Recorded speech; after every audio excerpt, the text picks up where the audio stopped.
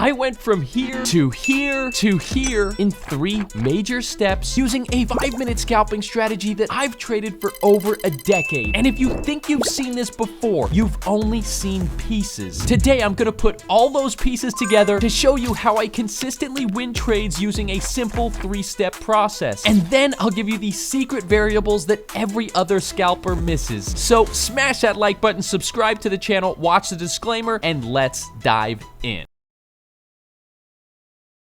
Here is the backtest for my scalping strategy. Here are a couple of my aggressive trading accounts. I just hit 200% on this one this morning. We've had 2 members pass challenges this week and a boatload of really impressive member results being posted in our Discord. So I really believe in my trading strategies, but I have been doing this for 17 years, so this is not overnight success. Now let's jump into the action, starting with step 1, defining our range. This all starts at 9:30 a.m. Eastern. This works on Forex, futures, gold indices. We're setting the directional bias of the market in a quick 1-hour session, then we're trading the break. So at 9:30 a.m. Eastern, we're looking at the first 15-minute candle of the day. This is where the market establishes its balance between buyers and sellers. So it's a very, very important candle. And when that candle finishes, like it did right there, all we're gonna do is mark out the candle high and mark out the candle low. That gives us our range high and our range low for the trading session. We use this range to determine bias,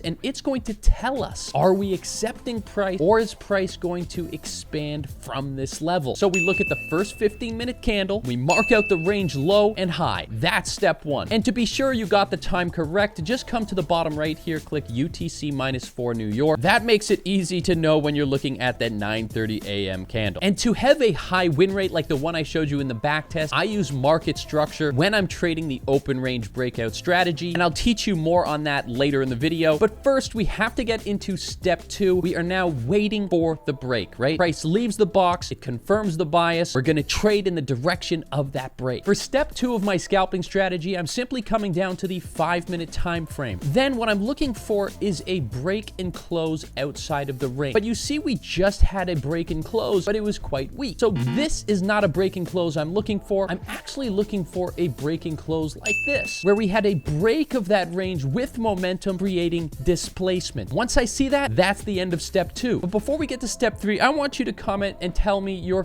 favorite thing about trading for your chance to win free access to my VIP trading room. Now we're gonna get into step 3. We want that pullback to a demand, to a fair value gap, and that's going to give us our trading opportunity. Now for step 3, it's all about a pullback and a point of interest. Where do we want to take this trade from? So we had this original break and close right here. So for my scalping strategy, I like to enter my trade where the move started, generally a level of demand. You can see we had that break and close right there. Price pulled back to our demand right there, and this would have been an excellent trading position right here. My stop loss below the level, but I did not use that level, right? Because I wanted more of a displacement push. So I used the range break with momentum we had here. Now, where did this move start from? Well, it started from this candle right here. So let's mark that up as an area of demand. And then what do we want? We want the pullback to that level right there. So let's play out a little bit more of the move right here. And you could see at this point, if you want, you could take a Fibonacci retracement on the left side of your screen. You could pull it from the bottom to the top of that move right there. And that's just going to tell us if we're getting a pullback here, we're getting a pullback below 75%, below 50%, and below that area. Everything below this area right here is discounted price, which is a good place to take a trade from. So I would put my trade right here at the top of the demand zone. I would target something like this right here. It's about 7.3 pips. I would put my stop loss either below the demand, or I would put it below this wick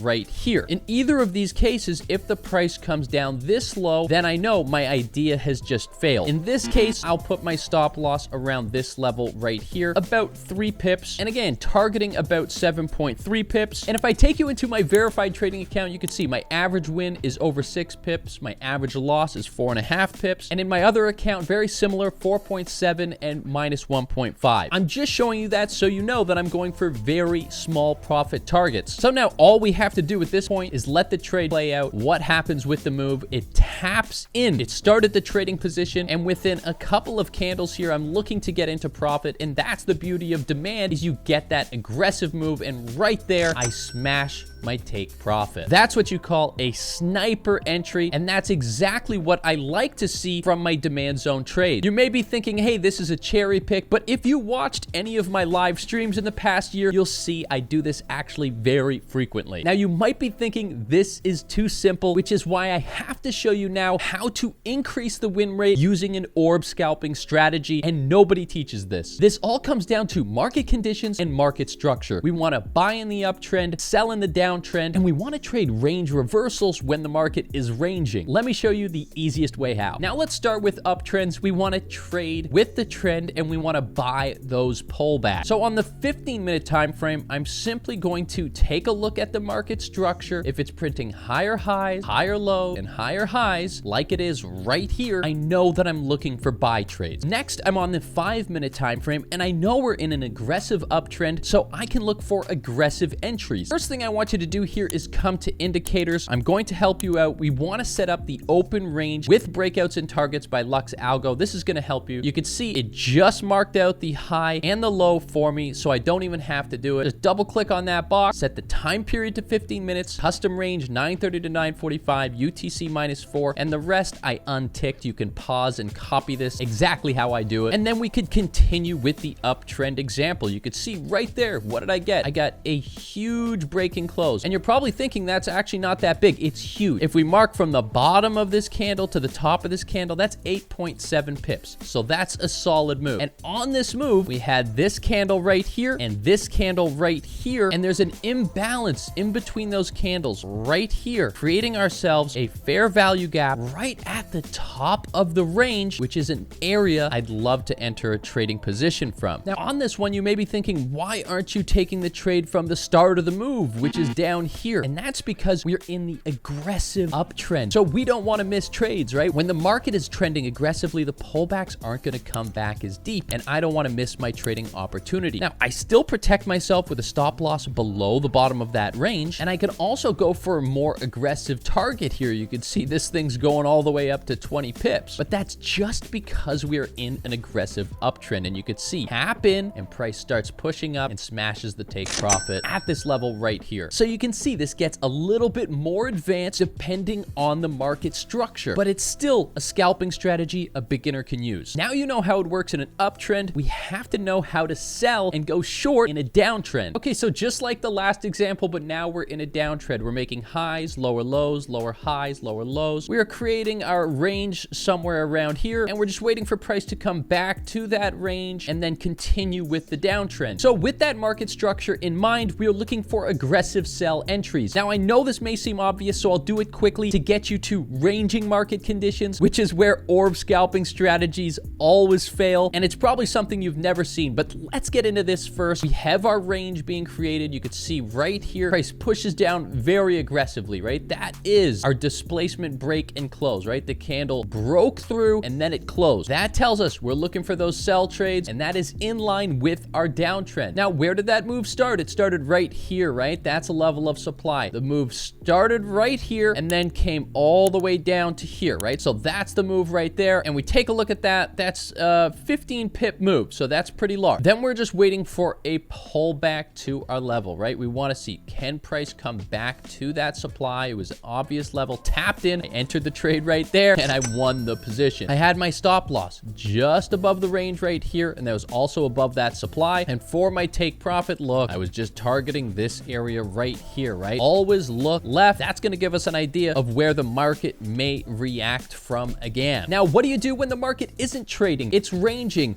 Well, you actually trade within the range. And this is where every scalper messes things up. Now, this is where I see every open range breakout scalper blowing their trading accounts, ranging market conditions. You can see prices trading above the EMA. It's trading below the EMA, above the EMA, below the EMA. It's trading within this range. That means we have no directional bias. So what do? Here we are on the Dow Jones Industrial Index. We just created our range. You see the bottom of the range, you see the top of the range, and you can see wicks are rejecting at the bottom of the range. And this is the exact same chart I was looking at before, the one I showed you with the range, right? If I were to zoom out here, you would see we are in this range, right? This is a ranging market condition. There is no clear trend. So as I zoom back in and take you back to this trade, trade, what I want to do is I want to enter here. I want to use the bottom of the range as a level of support. I want to have the price bounce in the range. It's too weak to break below the range, right? It's trading in the range on the M15 time frame, and so it's trading in our orb range on the lower time frame on the M15. And you could see this trade playing out right here, smashing my take profit beautifully with my stop loss below the range down here, below the level of support, and my take profit I was just targeting within this fair value gap in case there was an aggressive reaction. And you saw there was an aggressive reaction on this wick right here. So when you're trading orb, you have to understand the market conditions, buys in the uptrends, sells in the downtrends, and reversals in the ranges. Now, if you like my scalping strategy, please like the video, leave a comment, subscribe to the channel, check out the links in the description for my robot that automates this entire trading strategy, or my VIP trading room where I send my analysis every single day. Now it's time for you to watch this video right here or this video right here. I'll be back next week. Much love.